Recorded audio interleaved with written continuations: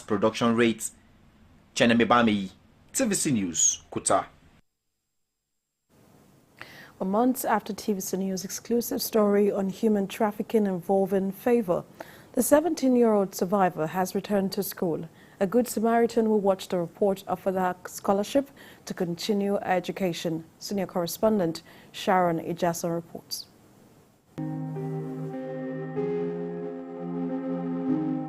What started with a letter from a worried brother whose sister was trafficked from Lagos to Libya through Kano led to unearthing other stories in the quest to facilitate justice for Joy. The adventure metamorphosed into telling a story of underage girls trafficked to various parts of the world. In the course of the investigation, I met Favour, who was trafficked to Ghana at the age of 14, impregnated and repatriated by the International Organization of Migration to Nigeria at 16, and the mother at 17. She told us everything. She separated us from each other. She sent the other two girls to where they'll be working, so I stayed with her for a month before she told me that she can't be feeding me every day with her own money.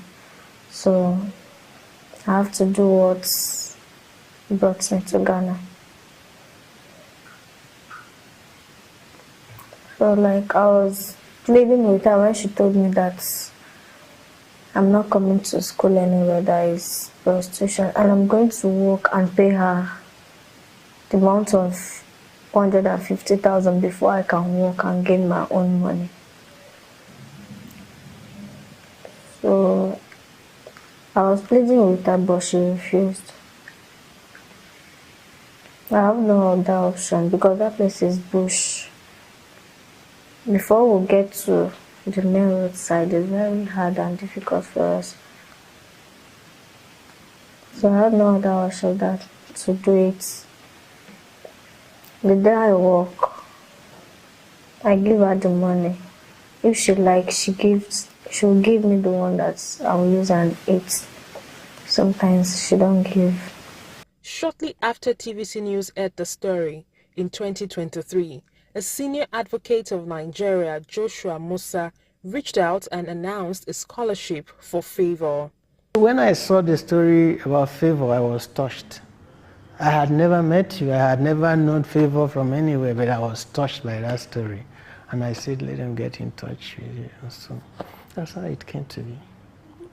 Okay, so Favour is back to school. Yes, I'm happy to hear that. I saw the picture you sent about her first day in school.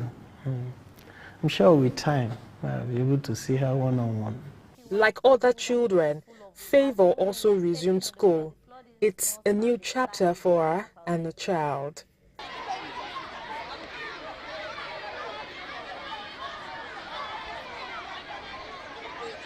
As trafficking of young girls for sex work is becoming more entrenched, victims struggle to escape the snare of traffickers or get help from concerned authorities. The center coordinator of Bakita Shelter spoke on the significance of resumption of school by Favour. The human trafficking, I would describe this like a cancer. It's a cancer that has come into our society and eaten up every organ that would make the society, especially our future, stand. And that's the life of our youths. The youths are vital organs in our society, just as we have vital organs in the body. And most of them that have been trafficked and pass through dehumanizing experiences, it takes a very long time and the grace of God through human interventions like counseling and therapies for them to bounce back. Those who have bounced back are doing well, but I will tell you that in every 100, you might have 10 bouncing back. The 90 are still struggling. And what is worsening the situation is, what is worsening the whole thing is the economic situation and the political situation of our country. Many researchers have called for stricter laws to combat trafficking of persons from West Africa to other parts of the world. It's because of failure, system failure. It's because Nigeria cannot provide for its growing population and the young ones. That's why the desire to change environment and they look for a better standard of living comes in, and so everything they see or hear, they believe. All that glitters is not good.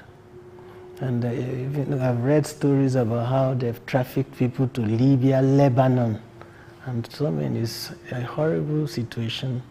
And I think the young ones should also learn to believe that, like Bishop Oyedepo will say, a lizard in Nigeria does not become an alligator in the US or in a foreign country.